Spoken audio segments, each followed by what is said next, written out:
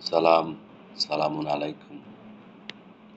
সবাইকে শুভেচ্ছা জানাচ্ছি আজকের এই ধর্ম নিয়ে কিছু আলোচনা থেকে। বর্তমান প্রেক্ষাপটে, বর্তমান সময়ে সারা বিশ্বব্যাপী ইসলাম ধর্মের যে রীতি-রেওয়াজ তা নিয়ে কিছু কথা বলব। কথাগুলো অনেকের কাছে খারাপ লাগতে পারে, তবে বিজ্ঞ যারা তারা বুঝবেন সহজে। অনেক শিক্ষিত হলে বিজ্ঞ হবেন এমন কোনো কথা না। চিন্তা ভাবনা করি, ভাবনা চিন্তা করি, জানার ইচ্ছা থাকলে যার আছে সেই বিজ্ঞ। তো আমার এখানকার ভিডিওর যে টাইটেল সেখান তা হলো যে ধর্মের চেয়ে আঘাত যায় বেশি।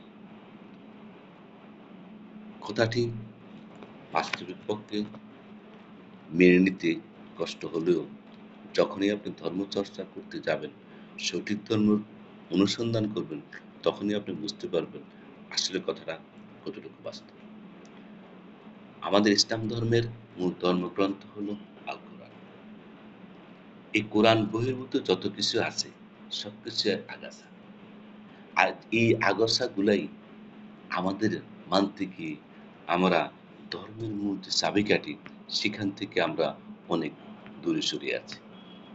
আপনি গিয়ে দেখবেন ঘুম থেকে উঠা থেকে শোয়ার আগ পর্যন্ত যত রকম রীতি রেওয়াজ আছে, যত রকম নিয়ম নীতি আছে ধর্মের নামে, আপনি যখন কোরআন পড়তে যাবেন তখন দেখবেন এর 5% ও আমাদের ধর্মে নেই। এগুলো হলো সব একেকজন একেক রকম রীতিনীতি রেওয়াজ দিয়া আমাদেরকে ঘুরাচ্ছে, বিভ্রান্তে ছড়াচ্ছে আমাদেরকে। আমাদেরকে কঠিনভাবে নিয়ম নীতিতে আটকে রাখা হয়েছে। যাহা আজকে ধর্ম থেকে দূরে রাখছে এবং সমাজ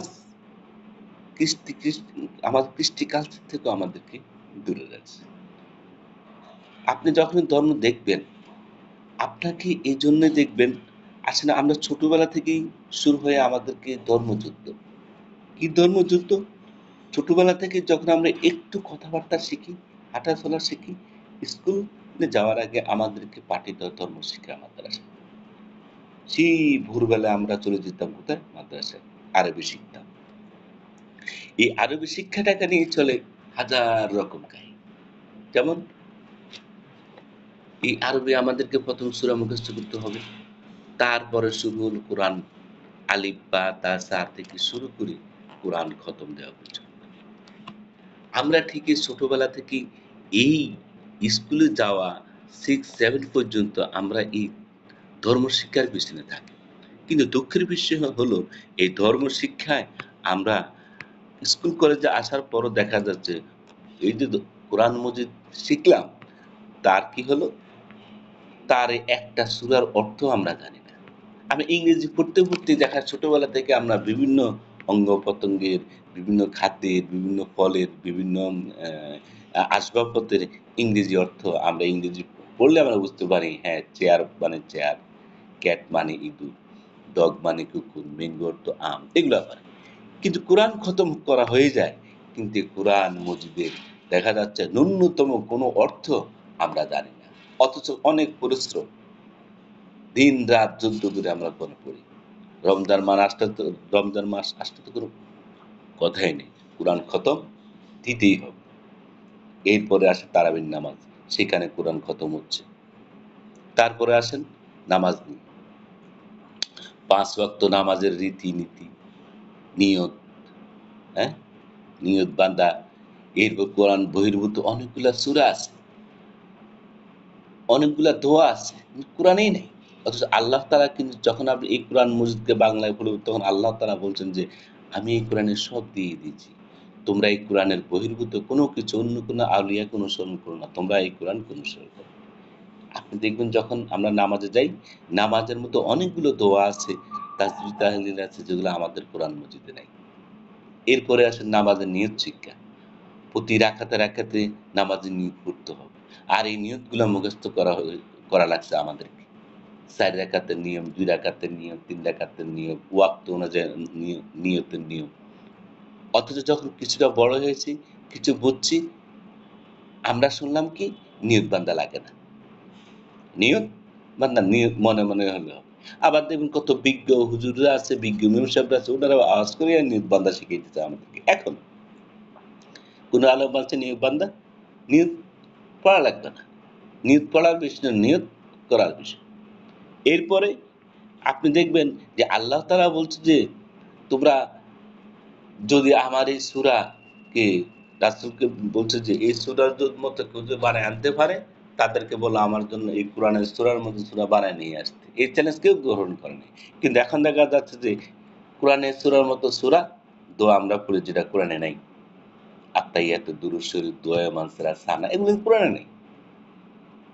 এই যে এগুলাই হলো ধর্মের আগাছা বলে আমি মনে করি। এবং এটা আমি না, এটা বহুত লোক আছে মনে করি। তো এরপর কোরআনে কি বলছে? আর আমরা কি বলি? আমরা কি মানি? আপনি দেখবেন যে আমাদেরকে ৫ ওয়াক্ত নামাজে আমরা ব্যস্ত আছি। ফজর, জোহর, আসর, মাগরিব, এশা, হ্যাঁ? ফরজ, সুন্নত, নফল, ওয়াজিব, ওযু করা, হ্যাঁ? কিন্তু এইসব বিস্তারিত কোরআনে কোথাও নেই। কিন্তু আমরা পড়তেছি। আমরা পড়তেছি। কিন্তু আল্লাহ বলছে কোরআনের বাহির থেকে কোনো কিছু পড়া যাবে না। আর এর পিছনে আমরা ঠিকই সময় দিচ্ছি। তো এর মধ্যেও আমার ভুলভ্রান্তি থাকতেই পারে। তো এইজন্য আমাদেরকে নিয়ম হলো আল্লাহ বলছে যখন যে এই কোরআনের বাইরে যাইও না। এই কোরআনের মধ্যে সবকিছু আছে। তোমরা কোরআন পড়ো। আল্লাহ বলছে কোরআন পূর্ণ পড়তে। তা আমরা চেষ্টা করব সবাই কোরআনকে পড়তে। প্রতিদিন পড়তে, প্রতিদিন সকালে, বিকালে, রাতে যখনই সুযোগ পাবেন কোরআনকে পড়ুন। কিভাবে পড়বেন? বাংলায় তার অর্থ পড়বেন। আমাদেরকে শিখানো হচ্ছে আমাদের দ্বারা কোরআন পড়া যাবে না, অর্থ বাংলা পড়া যাবে না, তার অর্থ পরিবর্তিত না। আপনি কোরআন বাংলায় পড়েন। কোরআন বুঝে পড়েন। কোরআন বুঝে পড়তে হবে। আল্লাহ বলছে এটা হলো উপদেশ। তা আল্লাহ উপদেশ জানতে হলে আমাদেরকে কোরআন বাংলায় পড়তে হবে। আপনার যেখানে সন্দেহ হবে সেখানে আরো অ্যাপস আছে বাংলা কোরআন মজিদ। ২-৩ টা কোরআন মজিদের অ্যাপস আপনি রাখবেন আপনার সাথে। যেটার মাধ্যমে সহজ মনে হবে সেটাকে আপনি অনুসরণ করবেন।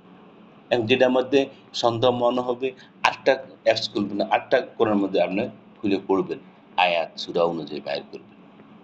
এবং আপনি কোরআন গুগলেও যদি আপনি গিয়ে সার্চ দেন কোরআনের সূরা এবং আয়াত লিখে আপনার অর্থ চলে আসবে। বিভিন্ন রকম অর্থ পেয়ে যাবেন আপনি। সেখান থেকে আপনি যেটাকে ওকে মনে হয় সেটা আপনি ইয়া করবেন। তো আজ এই পর্যন্তই। আমরা পরবর্তী চেষ্টা করব আপনাদেরকে আরো কিছু জানাতে এই ধর্মের আগাছা নিয়ে। আসুন আমরা সঠিক পথ চলার চেষ্টা করি। আর মূল ধর্মকে জানি। সবাইকে সালাম আলাইকুম।